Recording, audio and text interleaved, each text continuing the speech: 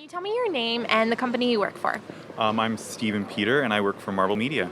And what is your role at Marble Media? I'm their coordinator in marketing communication. I'm their coordinator of marketing and communications there. So I work on their social media side. I work on strategizing marketing plans for television series and doing the publicity for them.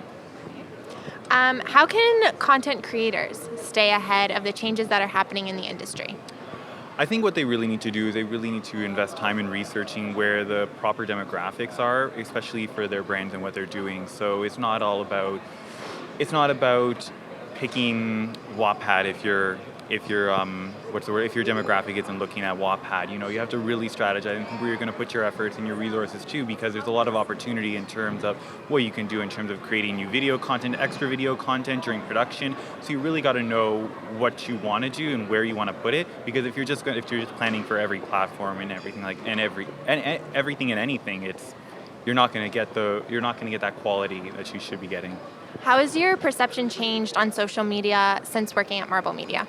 It's changed a lot. There's a lot of planning that goes into social media. I was one of those people who went into. I originally went for communication. They just added social media onto it as part of my internship, and I honestly thought social media was as easy as, I'm going to just put out a tweet today, or I'm going to put out a Facebook post. But no, it's all about strategizing, planning. It can take days to plan a proper campaign and to execute it properly. It's very time consuming, because you want to write the content, you got to plan the content, you need to react to the content, create messaging to react to that content, just in case that content isn't positive or perceived. You always need to think about everything. So, What project are you currently working on right now that you're extremely excited about?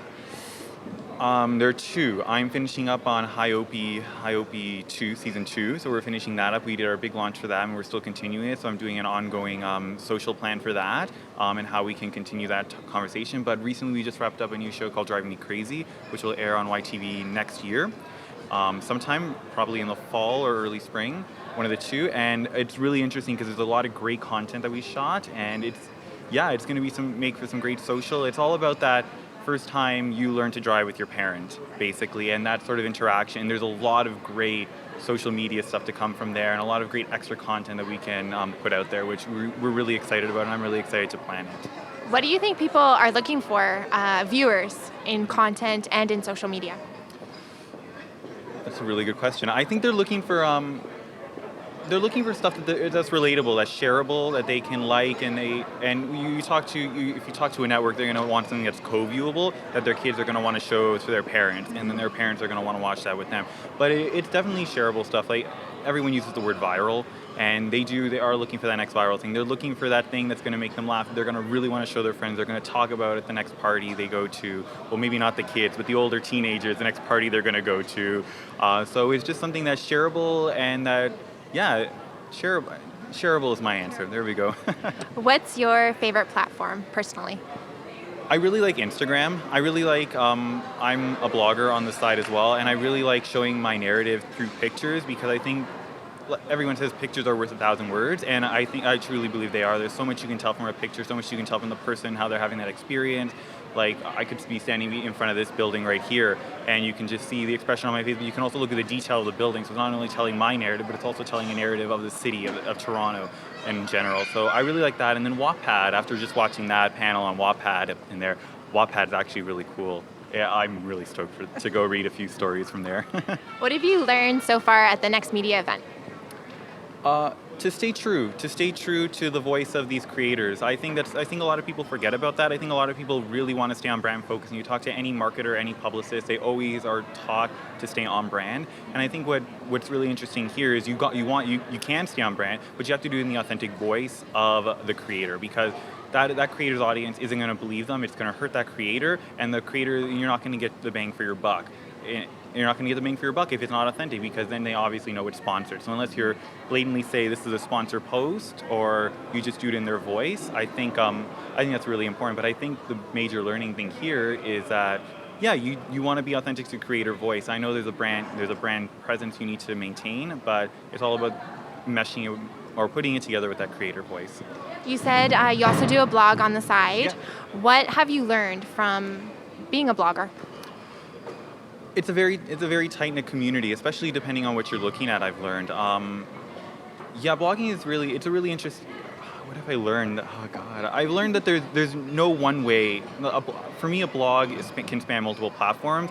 I operate on Tumblr, Snapchat, Twitter, and Instagram, and you one story. It's like a cross-platform story, basically. You can write the prose on your blog, but then you also want to supply the pictures. You want to supply little tidbits, and you want to show the video content as well. You want to connect with your blog audience in different levels, in different ways of engagement. You want to give them that visual experience so they can feel closer to you. You want to give them, in terms of video, the visual experience so they can actually look and take in what you're doing, and they also want to read your written word, because that is just emotional, and it's just something that can connect to you. The written word is a great way of bringing up emotion and connecting.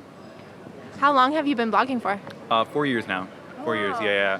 So it's been quite a while. If you read my earlier posts, which I don't recommend you do, you can obviously tell I was just putting out content there just to try to say I had a blog. So it's grammatically incorrect everywhere. But if you look at my posts as of 3 years ago, they're very clean, very grammar oriented, so I would suggest reading those. It's a learning process. Exactly, it's a learning process. Once the big brands start looking at you, that's when you sort of realize, wow, this isn't just my hobby. This is something that people are actually interested in. They're investing their time in reading. I want to give them something of great quality that they're going to want to come back to. What themes do you cover in your blog? My blog is called Why I Love Toronto. So I just look at the city. So from my favorite bars, food, buildings, all that sort of stuff. Right now, it's looking more into the people of Toronto. It's kind of evolved. So we're looking at the local vendors that are running, who make scarves, who make baby apparel and stuff like that. A lot of the Canadian Etsy creators and such. And we're also looking at issues. I'm also looking at issues of heritage. So discussing, why isn't this considered a heritage property? Why this get heritage over that?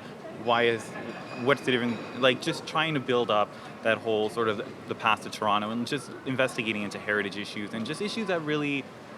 That mean the most to you, mean right? the most to me, and that mean the most to a lot of people, but a lot of people don't know much about them and don't know how to speak up to it.